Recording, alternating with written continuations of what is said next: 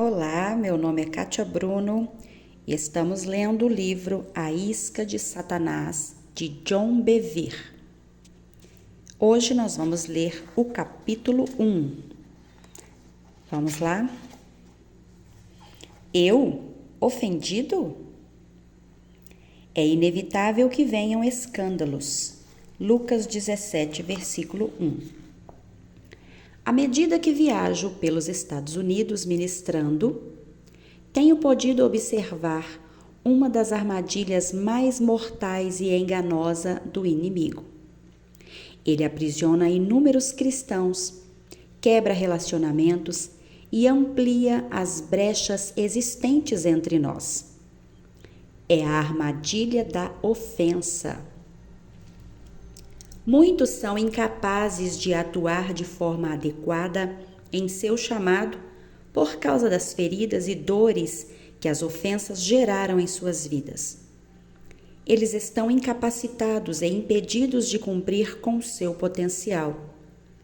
Na maioria das vezes, foram feridos por um de seus companheiros crentes.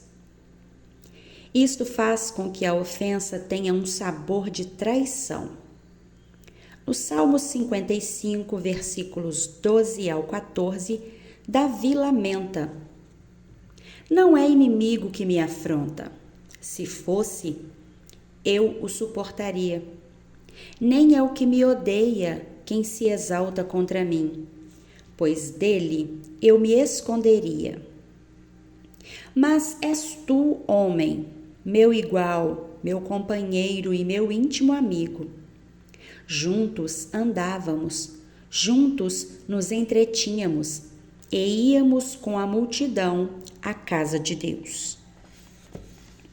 Eles são aqueles com quem nos sentamos e ao lado de quem cantamos, ou talvez seja aquele que está entregando o sermão. Passamos os feriados, frequentamos eventos sociais com eles e compartilhamos o mesmo escritório que eles. Ou talvez seja alguém ainda mais próximo. Crescemos com eles, lhes fazemos confidências e dormimos ao lado deles. Quanto mais próximo o relacionamento, mais grave a ofensa. Você encontrará o ódio mais forte entre pessoas que um dia foram muito próximas. Os advogados poderão lhe dizer que os casos mais cruéis estão nos tribunais de divórcio. A mídia americana constantemente relata casos de assassinatos ocorridos nos lares por familiares desesperados. O lar, que deveria ser um abrigo de proteção, provisão e crescimento, onde aprendemos a dar e receber amor, em geral é a própria raiz da nossa dor. A história demonstra que as guerras mais sangrentas são as guerras civis. Irmão contra irmão, filho contra pai ou pai contra filho. As possibilidades de ofensas são tão intermináveis quanto o número de relacionamentos que podemos ter, independente do quão sejam eles complexos ou simples. Esta verdade é um fato. Somente aqueles com quem você se importa é que podem feri-lo. Você espera mais deles, afinal, você deu mais de si a eles. Quanto maior a expectativa, maior a queda. O egoísmo reina em nossa sociedade. Os homens e mulheres de hoje cuidam de si mesmos, negligenciando e ferindo aqueles que os cercam. Isto não deveria nos surpreender. A Bíblia é muito clara quando diz que nos últimos dias os homens serão amantes de si mesmos. 2 Timóteo capítulo 3 e versículo 2. Esperamos isto de incrédulos, mas Paulo não estava se referindo aos que estão do lado de fora da igreja.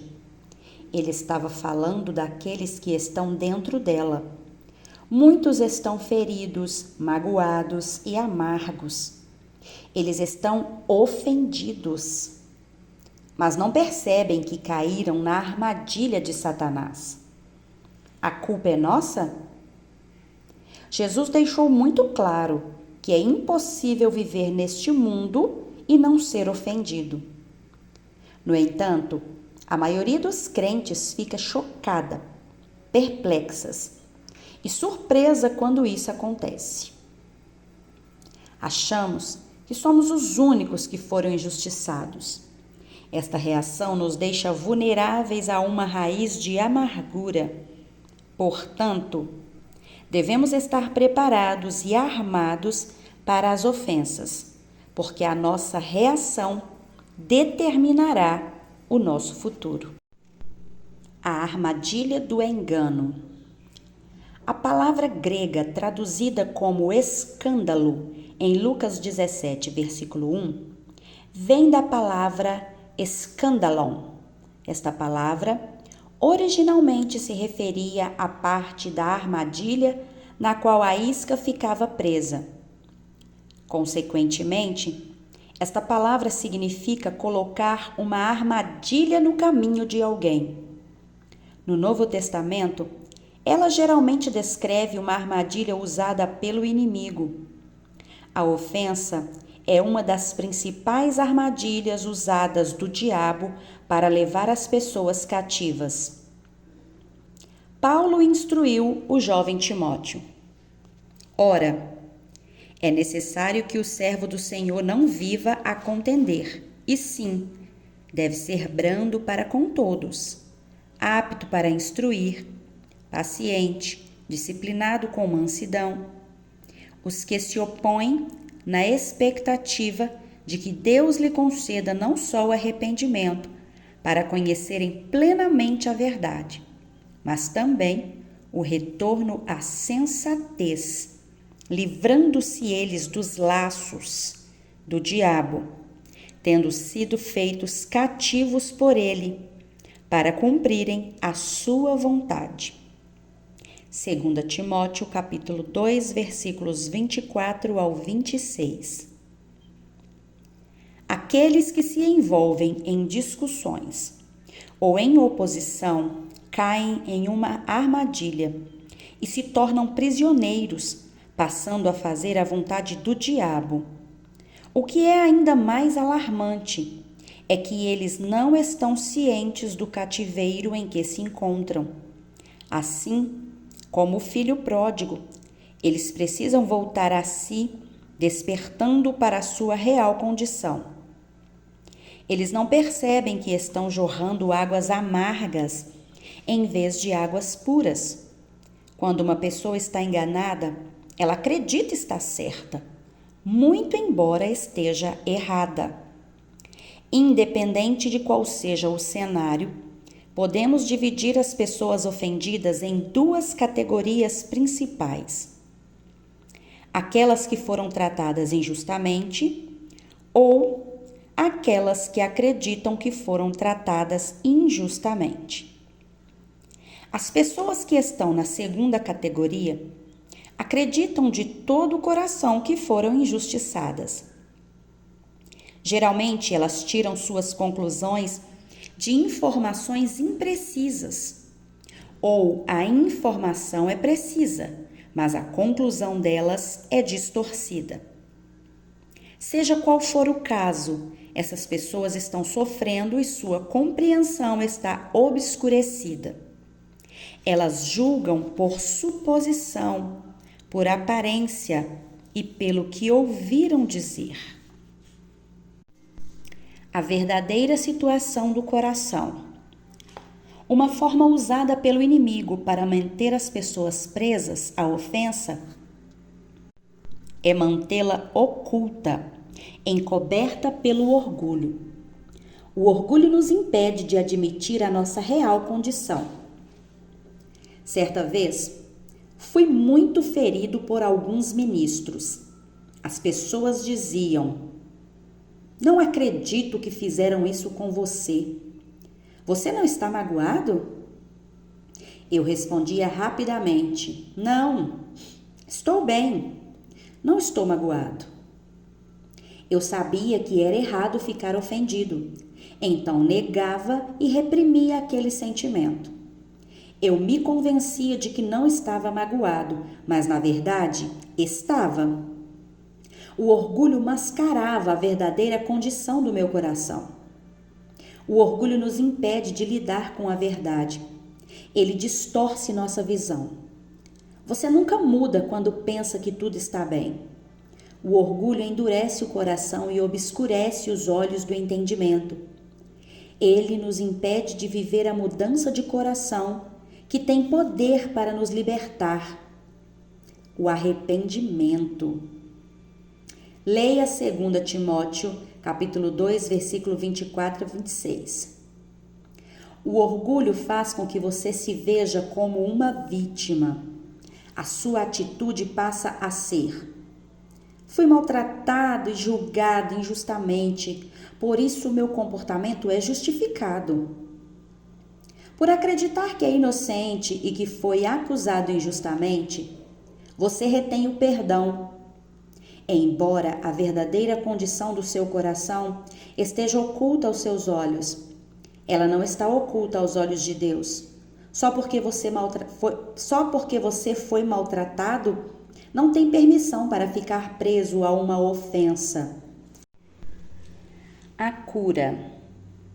No livro de Apocalipse, Jesus se dirige à igreja de Laodiceia dizendo a eles, primeiramente, que se viam como ricos, abastados e não tendo necessidade de nada, e depois expondo a sua verdadeira condição: infeliz, miserável, pobre, cego e nu.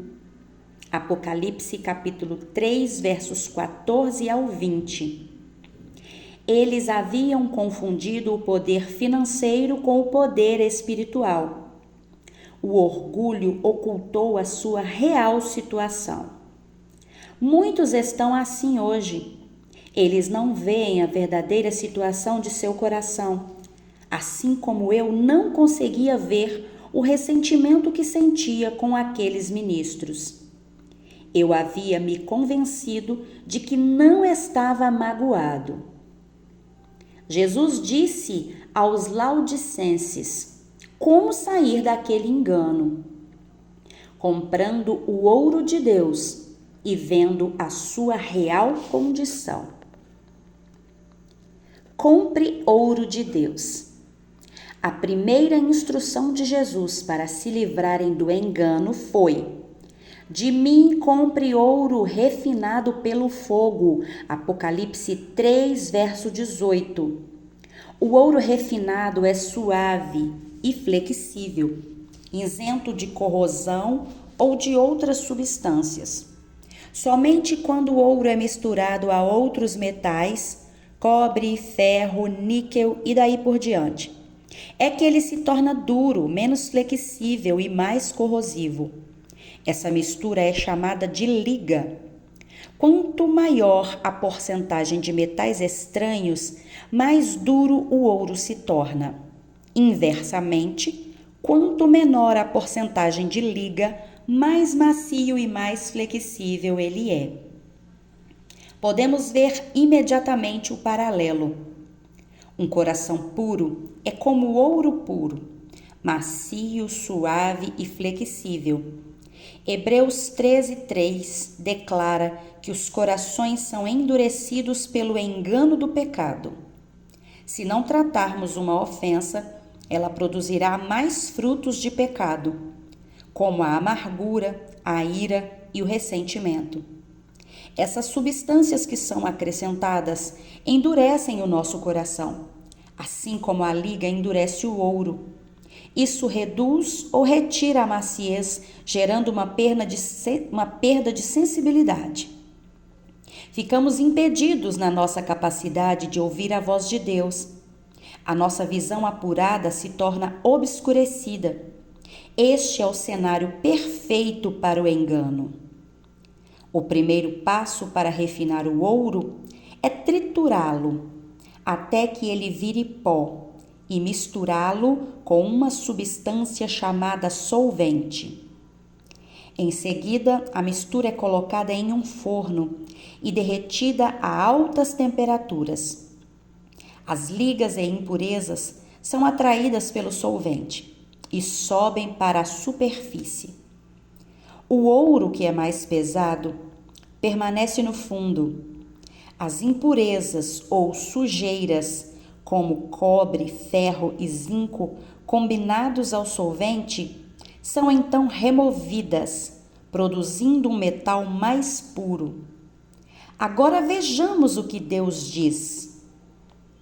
Eis que te acrisolei, mas disso não resultou prata.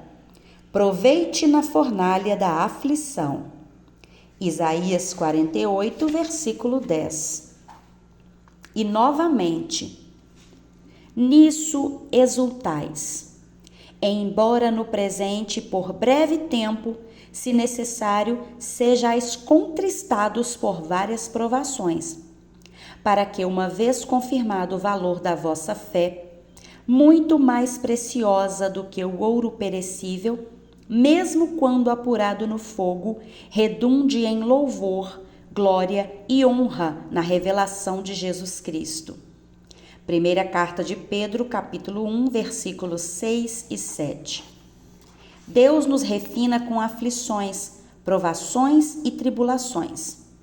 Elas são o calor que separa as impurezas, como o perdão, as disputas, a amargura, a inveja e tantas outras do caráter de Deus em nossas vidas.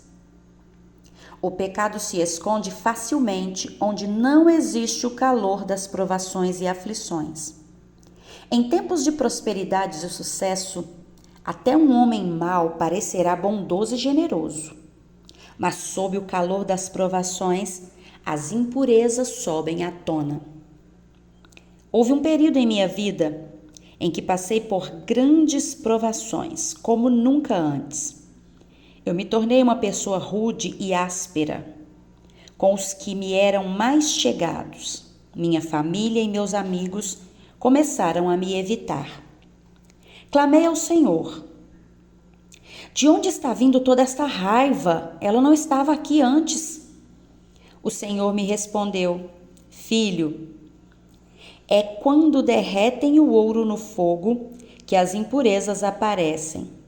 Então ele me fez uma pergunta que mudou a minha vida. Você pode ver as impurezas do ouro antes dele ser colocado no fogo? Não, respondi. Mas isso não significa que elas não estejam ali, disse ele. Quando o fogo das provações o atingiu, essas impurezas vieram à tona. Embora estivessem escondidas para você, elas sempre estiveram visíveis para mim. Agora, você precisa fazer uma escolha que decidirá o seu futuro. Você pode continuar irado, culpando sua esposa, seus amigos, seu pastor e as pessoas com quem você trabalha. Ou você pode ver esta sujeira do pecado como ela é e se arrepender, receber perdão. E eu pegarei a minha concha e removerei essas impurezas da sua vida. Veja a sua verdadeira condição. Jesus disse que a nossa capacidade de ver corretamente é outra chave para sermos libertos do engano. Em geral, quando somos ofendidos, nos vemos como vítima e culpamos aqueles que nos feriram. Justificamos a nossa amargura, a nossa falta de perdão, a nossa ira, inveja e ressentimento quando elas vêm à tona. Às vezes, nos ressentimos até contra aqueles que nos lembram dos que nos feriram. Por esse motivo, Jesus aconselhou: compres colírios para ungires os olhos, a fim de que vejas. Apocalipse 3,18. Ver o quê? A sua verdadeira condição. Esta é a única maneira de sermos zelosos e nos arrependermos. Como Jesus ordenou em seguida, você só se arrepende quando para de culpar os outros. Quando culpamos os outros e defendemos a nossa posição, estamos cegos. Lutamos para retirar o argueiro do olho do nosso irmão quando há uma trave no nosso. É a revelação da verdade que nos liberta. Quando o Espírito de Deus nos mostra o nosso pecado, Ele sempre o faz de tal maneira que ele parece separado de nós. Isto traz convicção e não condenação. Minha oração é que, ao ler este livro, a palavra de Deus ilumine os olhos do seu entendimento, para que você veja a sua real condição e seja liberto de qualquer ofensa que esteja abrigando em seu coração. Não permita que o orgulho o impeça de ver e de se arrepender. Testemunho de pessoas que já leram este livro. Há 10 anos, depois de 20 anos de casados, meu marido foi embora porque não estava mais feliz. Fiquei totalmente arrasada. Há muito tempo venho tentando superar a dor, o abandono e a rejeição causada pela sua partida.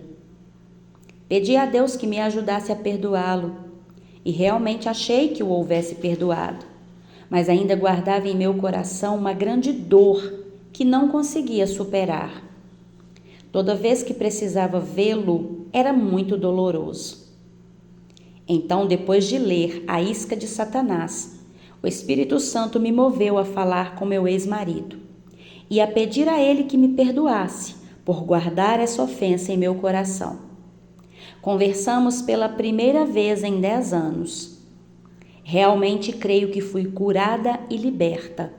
Agradeço a Deus por me libertar desse jugo de escravidão que me manteve cativa por tanto tempo. DB, Nova York. Deus abençoe sua vida. Eu espero que este livro esteja te edificando, te ajudando a entender um pouco mais sobre a importância do perdão. Quero te aproveitar e pedir para você que ainda não é inscrita nesse canal que se inscreva, deixe o seu joinha e compartilha esse áudio com pelo menos 3 pessoas. Nos ajude a divulgar a palavra de Deus em forma de áudio de livros, porque assim nós iremos expandir o reino de Deus e levar a mensagem das boas novas para mais pessoas. Um grande abraço e até o próximo áudio.